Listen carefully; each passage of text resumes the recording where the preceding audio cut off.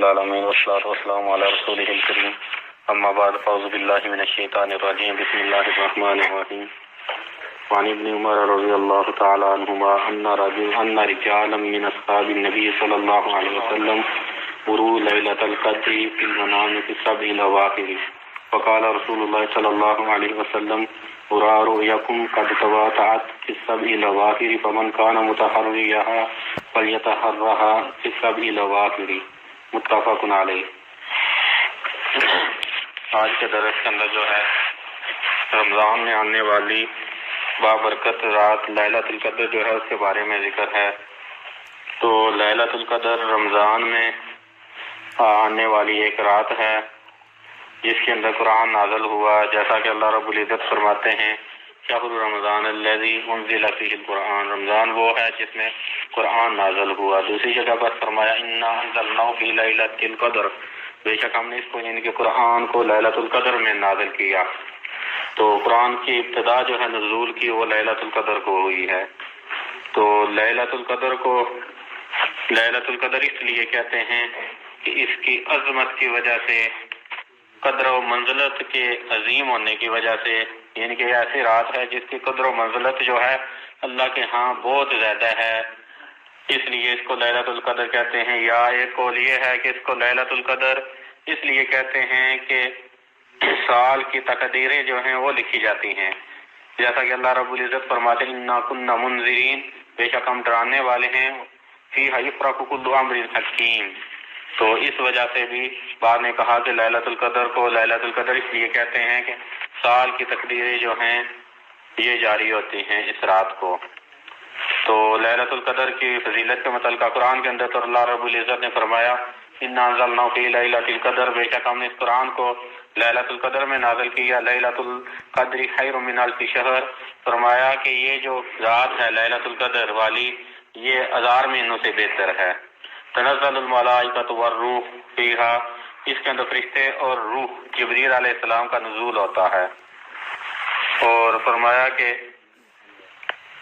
فیہا باذن ربہا، وہ اپنے رب کا حکم لے کر فرشتے اترتے ہیں اس رات کے اندر۔ سلام ہی حتی مطلع الفجر، یہ جو رات ہے یہ سلامتی والی ہوتی ہے فجر کے طلوع ہونے تک۔ تو اس رات کے متعلقہ کہ یہ رات کون سی رات ہے، یہ کب آتی ہے، اس کے متعلقہ جو ہے کئی روایات ہیں، جن میں سے پہلی روایت جو حافظ ابن حجر لائے ہیں وہ لائے ہیں حضرت عبداللہ بن عمر رضی اللہ تعالیٰ عنہما کی، کہ لوگ جو ہیں صحابہ جو ہیں انہوں نے لیلۃ القدر کو دیکھا خواب میں، حساب الاواخر آخری 7 راتوں میں۔ تو رسول اللہ صلی اللہ علیہ وسلم نے فرمایا کہ میرا خیال یہ ہے، میں گمان یہ کرتا ہوں کہ یہ جو تمہارے خواب دیکھنا ہے یہ جو ہے یہ آخری 7 میں برابر آگے ہیں، موافق آگے ہیں۔ تو جو اس کو تلاش کرنا چاہتا ہے اس کو آخری 7 سبع الاواخر کے اندر تلاش کرے اس کو، یہ بخاری اور مسلم کی روایت ہے۔ تو یہ رات اس کے متعلقہ یہ اللہ کے نبی صلی اللہ علیہ وسلم نے صحابہ کو خواب میں دکھایا گیا، تو اللہ کے نبی صلی اللہ علیہ وسلم نے اس کے متعلقہ یہ فرمایا کہ یہ جو ہے رات آخری 7 کے اندر جو ہے یہ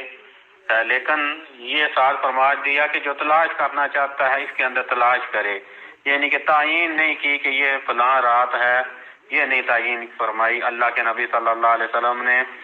حتیٰ کہ اللہ کے نبی صلی اللہ علیہ وسلم کی اپنا ذاتی جو فعل ہے کہ اللہ کے نبی صلی اللہ علیہ وسلم کو جو خواب جس کے بارے وہ رات جس کے بارے میں گمان تھا کہ یہ لیلۃ القدر ہے وہ 21ویں کی تھی، 21ویں رات، یعنی کہ آخری عشرے کی، رمضان کے آخری عشرے کے اندر آنے والی 21ویں رات تھی۔ سیدنا ابو سعید خدری رضی اللہ تعالیٰ عنہ بیان کرتے ہیں کہ نبی صلی اللہ علیہ وسلم نے فرمایا کہ مجھے یہ رات دکھائی گئی تو میں بھول گیا، تو تم اس کو آخری 10 دنوں کے اندر تلاش کرو، وطر یعنی کہ طاق دنوں میں، آخری 10 طاق دنوں میں تلاش کرو۔ کہتے ہیں کہ اللہ کے نبی صلی اللہ علیہ وسلم نے فرمایا کہ میں نے دیکھا ہے اپنے آپ کو کہ میں سجدہ کر رہا ہوں پانی میں اور کیچڑ میں، مٹی کے اندر۔ تو کہتے ہیں سیدنا ابو سعید خدری رضی اللہ تعالیٰ عنہ، صحیح مسلم اور بخاری کی روایت ہے، کہتے ہیں سیدنا ابو سعید خدری رضی اللہ تعالیٰ عنہ کہ ہم اس 21ویں کی رات کو بارش برسائے گے۔ 21ویں کی رات کو بارش ہوئی تو اللہ کے نبی صلی اللہ علیہ وسلم کو کہتے ہیں کہ دیکھا میں نے کہ آپ صبح کی نماز سے فارغ ہوئے تو آپ کا چہرہ جو ہے وجہ مبتل طینا وماء، آپ کا چہرہ جو ہے مٹی اور پانی سے بھرا ہوا تھا۔ تو یہ 21ویں کی رات اللہ کے نبی صلی اللہ علیہ وسلم کے ذاتی جو زندگی ہے اس کے اندر موافق آئی ہے اللہ کے نبی صلی اللہ علیہ وسلم کی لیلۃ القدر کی۔ تو لیلۃ القدر آخری جو 10 ہیں ان میں سے تلاش کی جائے گی، کوئی ایک خاص نہیں ہے۔ ہاں کئی اقوال ہیں اس کے متعلقہ، جیسا کہ حافظ ابن حجر اگلی روایت کے بعد فرماتے ہیں، اگلی روایت سیدنا معاویہ بن ابی سفیان رضی اللہ تعالی عنہما سے مروی ہے، کہتے ہیں کہ نبی صلی اللہ علیہ وسلم نے فرمایا لیلۃ القدر کے بارے میں کہ یہ جو ہے 27ویں کی رات ہے، لیکن حافظ ابن حجر کہتے ہیں اس روایت تو کیا ہے امام ابو داود نے، لیکن راجح یہ بات ہے کہ یہ موقوف روایت ہے، یعنی کہ یہ معاویہ بن ابی سفیان کا اپنا قول ہے، نبی صلی اللہ علیہ وسلم کی بات نہیں ہے۔ تو راجح یہی ہے کہ اللہ کے نبی صلی اللہ علیہ وسلم کی زبان سے کہی ہوئی بات نہیں ہے، یہ معاویہ بن ابی سفیان رضی اللہ تعالیٰ عنہ کی اپنی بات ہے۔ تو انہوں نے کہا کہ لیلۃ القدر جو ہے وہ 27ویں کی رات ہے۔ تو کئی اقوال ہیں، جیسا کہ حافظ ابن حجر کہتے ہیں کہ اس کی تعین، لیلۃ القدر کی تعین کے متعلقہ اختلاف کیا گیا ہے 40 اقوال پر، 40 قول ہیں۔ حافظ ابن حجر کہتے ہیں کہ اورتھا فی فتح الباری، میں نے ان کو فتح الباری یعنی کہ صحیح البخاری کی حافظ ابن حجر کی شرح ہے فتح الباری، اس کے اندر انہوں نے اس کو نقل کیا ہے ان 40 اقوال کو۔ تو ساتھ یہ جو روایت لائے ہیں اس سے پتہ یہی چلتا ہے حافظ ابن حجر لائے ہیں کہ 40 اقوال ہیں جو میں نے نقل کر دیے ہیں فتح الباری میں، ان میں سے راجح ترین جو قول ہے وہ یہ ہے کہ 27ویں کی رات زیادہ قریب ہے لیلۃ القدر کے۔ تو اس رات کو تلاش کیا جائے گا آخری 10 راتوں میں،